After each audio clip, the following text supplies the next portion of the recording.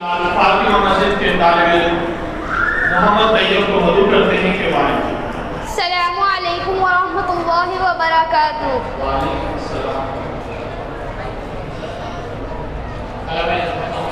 تمنا مدتوں سے ہے جمال مصطفیٰ دیکھوں. ماشاء اللہ بہت امام الانبیاء دیکھوں حبیب کبریا دیکھوں. امام الانبیاء دیکھوں حبیب کبریا دیکھوں. وہ جن کے دم قدم سے صبح نے بھی روشنی پائی. وہ جن کے دم قدم سے صبح نے بھی روشنی پائی. منور کر دیا جس نے فضا وہ رہنما دیکھوں. ماشاء اللہ بہت منور کر دیا جس نے فضا وہ رہنما دیکھوں. امام الانبیاء دیکھوں حبیب کبریا دیکھوں. قدم باہر مدینہ سے تصور میں مدینہ ہے. قدم باہر مدینہ سے تصور میں مدینہ ہے. الہی یا الہی عظمتوں کی انتہا دیکھوں. الہی یا الہی عظمتوں کی انتہا دیکھوں.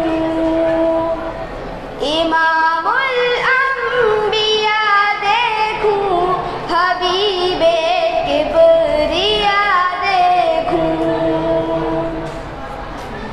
وہ مبدا خلق عالم کا درود ان پر سلام ان پر. وہ مبدا خلق عالم کا درود ان پر سلام ان پر. میرے مولا یہ موقع دے کہ ختم الانبیاء دیکھوں.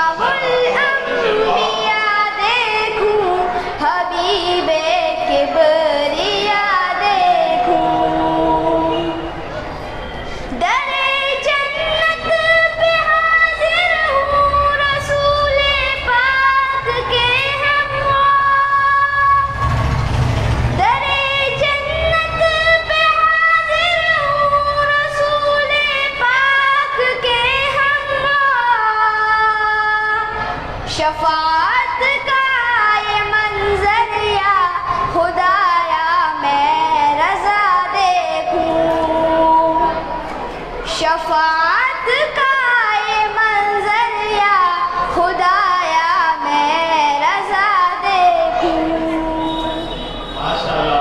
امام الانبیاء دیکھوں حبیب کبریا دیکھوں تمنا مدتوں سے ہے جمال مصطفیٰ دیکھوں السلام علیکم ورحمۃ اللہ وبرکاتہ مکتب نگار فاطمہ مسجد کے طالب علم اشہد احمد بن محمد زبیر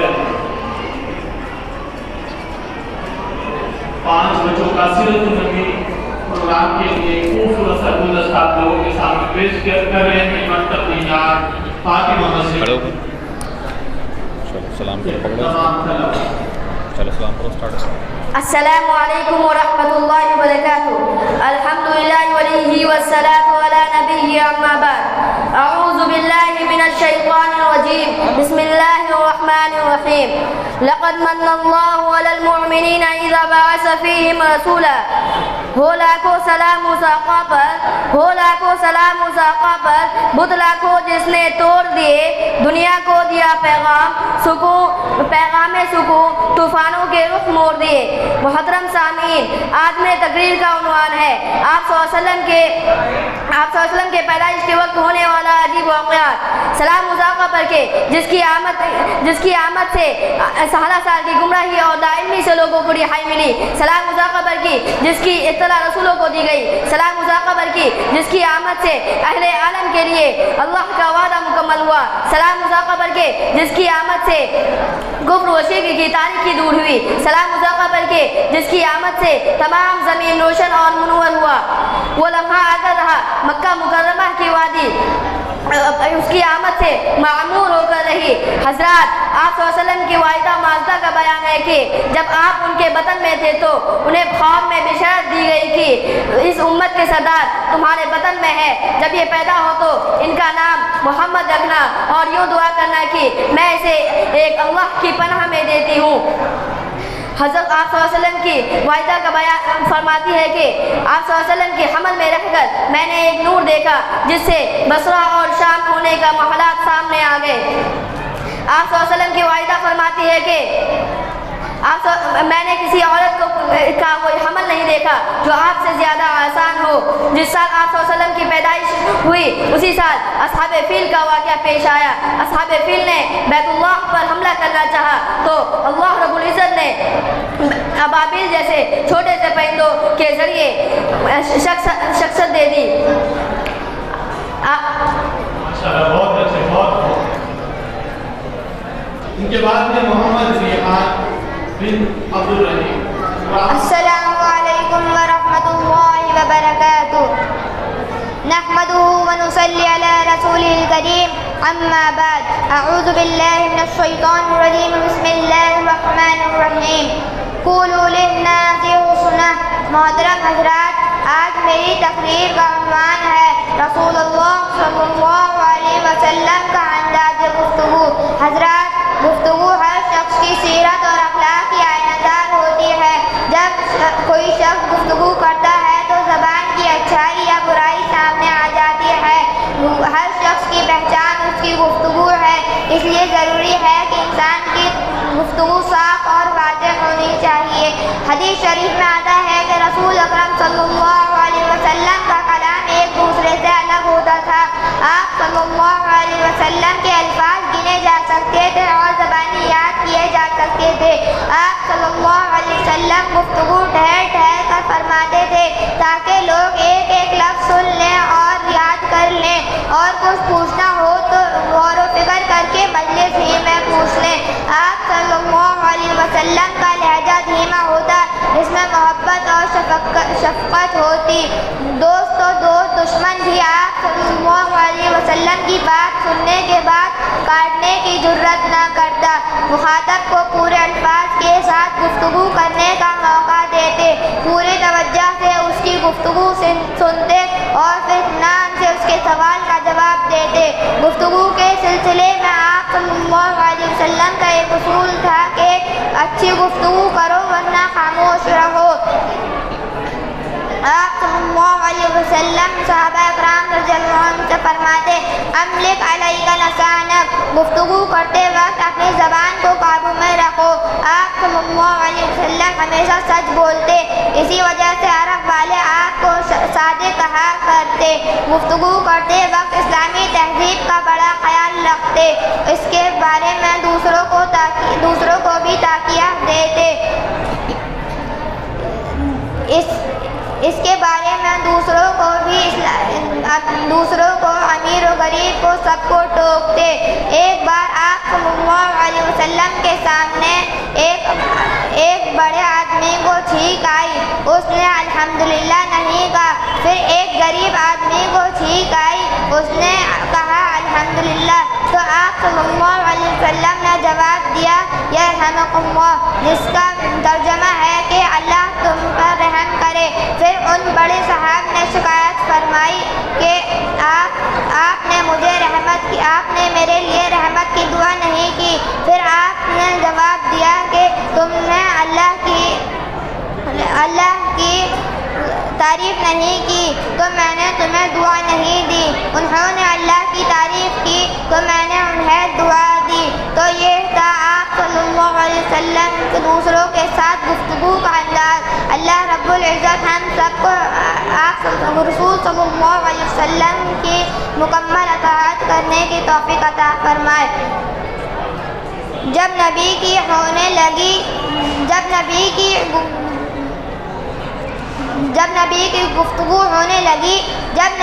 گفتگو ہونے لگی، زندگانی خوبہو ہونے لگی۔ جب پڑھا صلی علی تو سانس میری مشکبو ہونے لگی۔ وآخر دعوانا الحمدللہ رب العالمین۔ السلام علیکم ورحمۃ اللہ وبرکاتہ۔ ماشاءاللہ بہت خوب۔ متقینان خاتون نصیب کے طالب علم محمد یہ حق ہے۔ ان کے بعد ہمیں سوال اور جواب کے لیے زینب بنت مولانا محمد عالم۔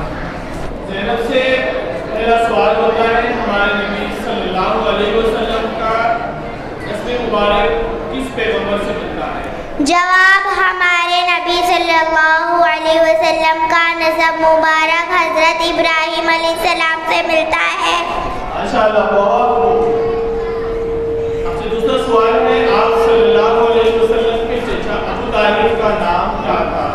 آپ صلی اللہ علیہ وسلم کے چاچا ابو طالب کا نام عبد مناف تھا۔ ماشاءاللہ بہت اچھے، بہت خوب، صحیح جواب۔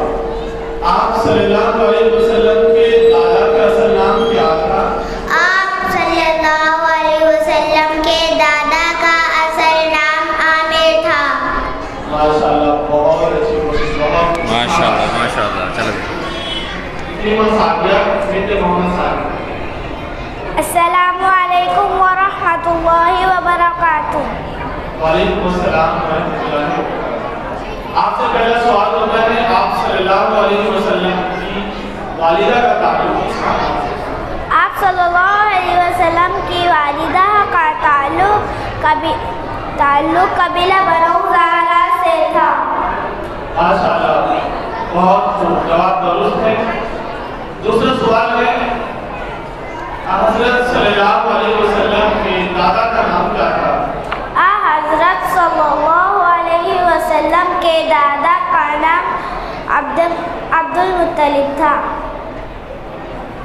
تیسرا سوال ہے آپ سے حضرت عبداللہ نے کتنے برس کی عمر میں وفات پائی؟ حضرت عبداللہ نے 25 سال کی عمر میں وفات پائی۔ ماشاءاللہ ماشاءاللہ بہت خوب، بہت اچھا، شاباش۔